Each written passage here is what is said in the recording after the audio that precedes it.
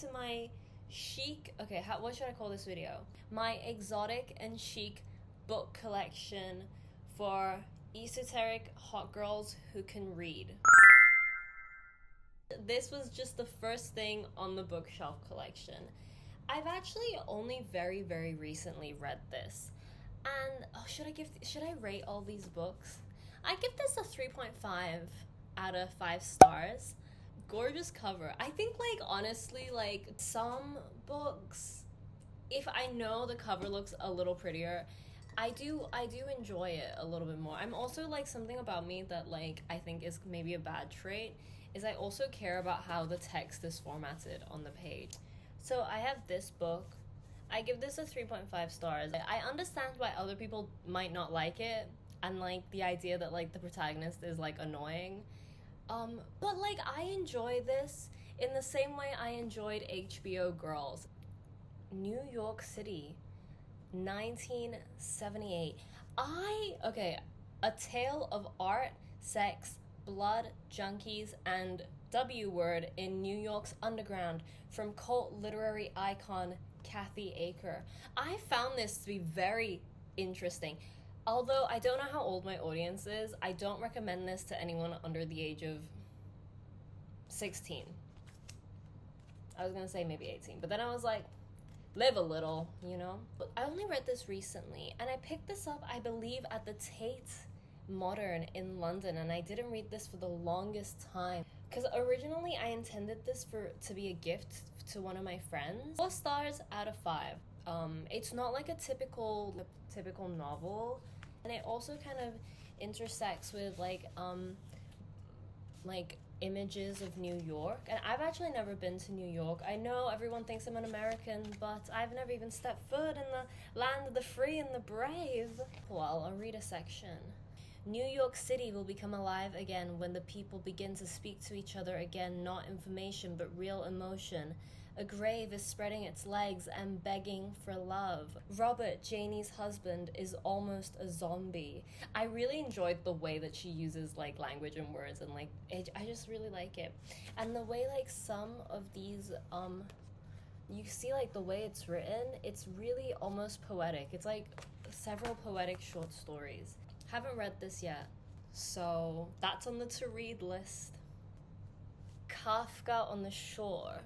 Look, my original copy of this, I found that book originally at a thrift store in somewhere near Hull when I went to visit my dad and his, and my grandparents. And I found it in a thrift store. I was so excited. I think I got it for like 30 pence or something, and I freaking lost it. Like, I don't know where I could have lost the freaking book. Like, I really don't know where I could have lost it, because it was a big book. It was like this big and this thick.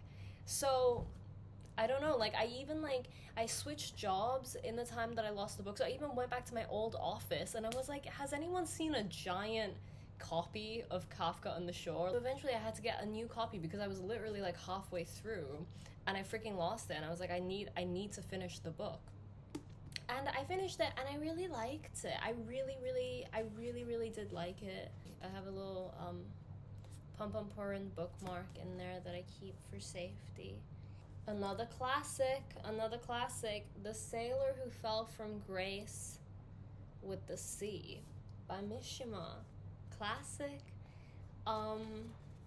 I read a lot of novels. I really like novels. Like, I wish I had slightly more. I have a couple art books and fashion books, but mostly novels. 5.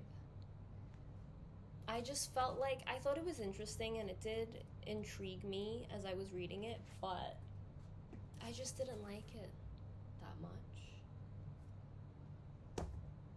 Nomadic Journey and the Spirit of Places by Marina Abramovich. I have always really liked Marina as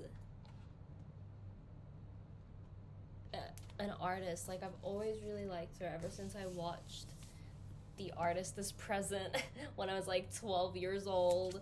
Yeah, so this is essentially a collection of illustrations and writing that she wrote from like hotel stationery that she in hotels that she stayed at throughout her like career.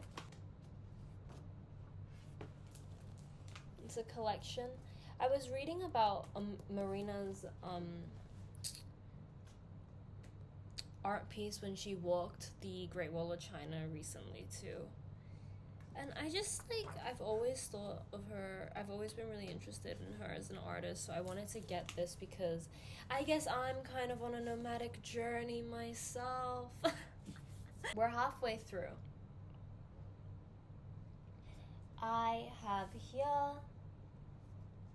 Norwegian Wood by Murakami. I always have the pretty Murakami covers, I'll tell you that much.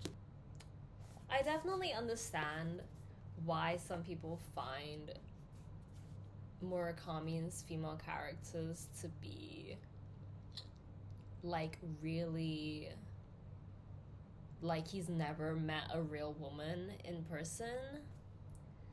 That being said, sometimes I like read some of his characters and I'm just like kind of like, actually I feel like I might say something like that too. Does anyone remember this?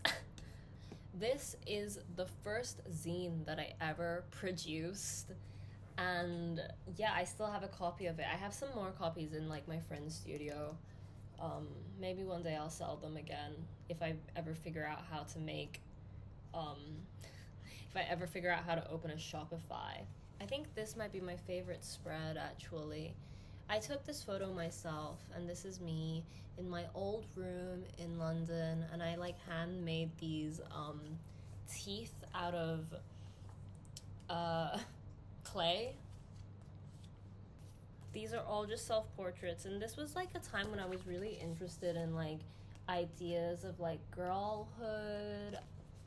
All sad girls go to heaven. A photo zine by Heart White. Ew. Some of this poetry, I'm not sure about it, you know.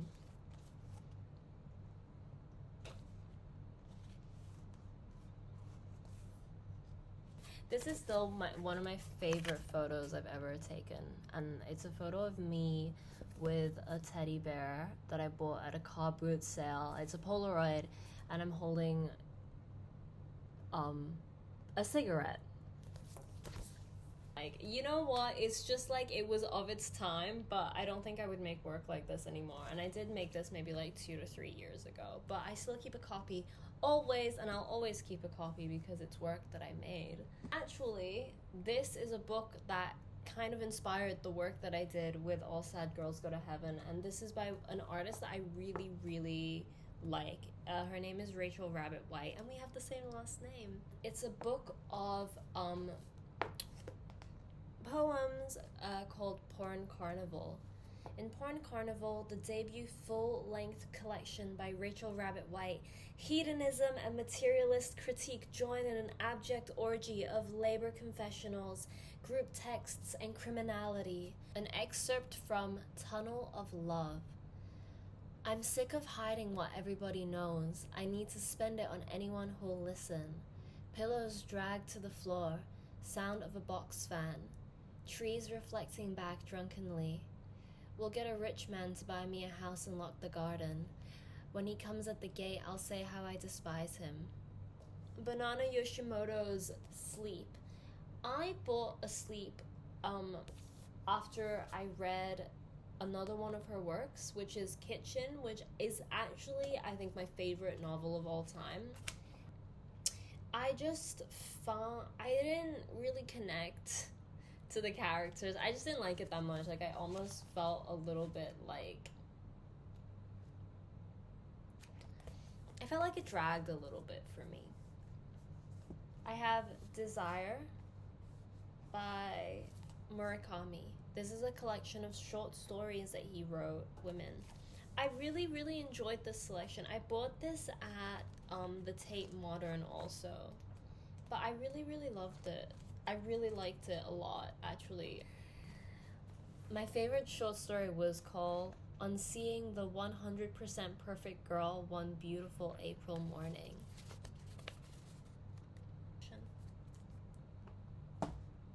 Okay, We're almost at the end. This is the last novel, and then I've got a couple of art books to show you.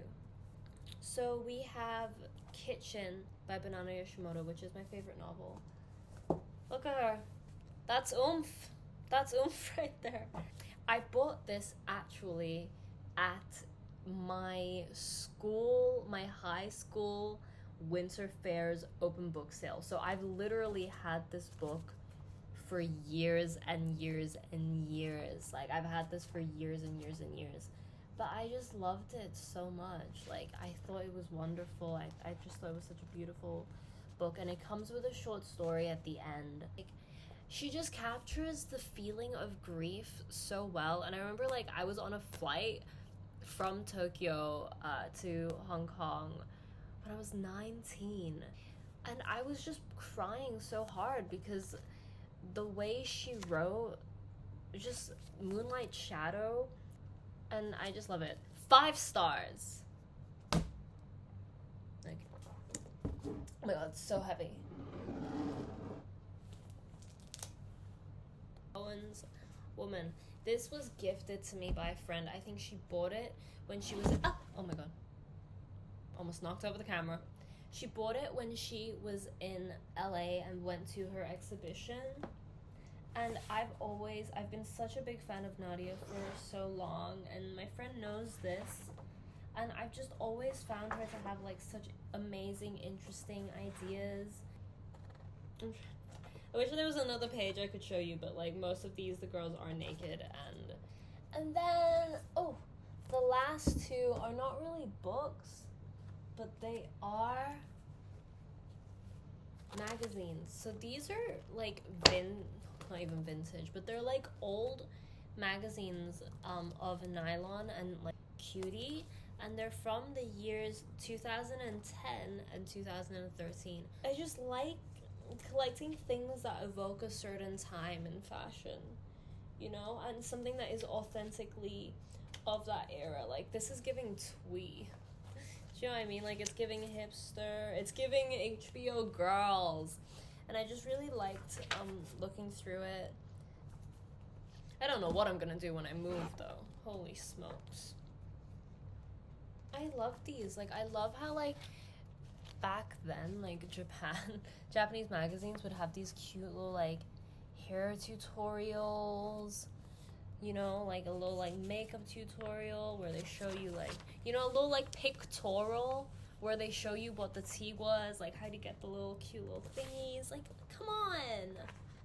And see the makeup tutorials right here, like a little pictorial situation. They show you. I hope this is what I'm giving when I do a makeup tutorial for you guys. Okay, nail painting tutorial.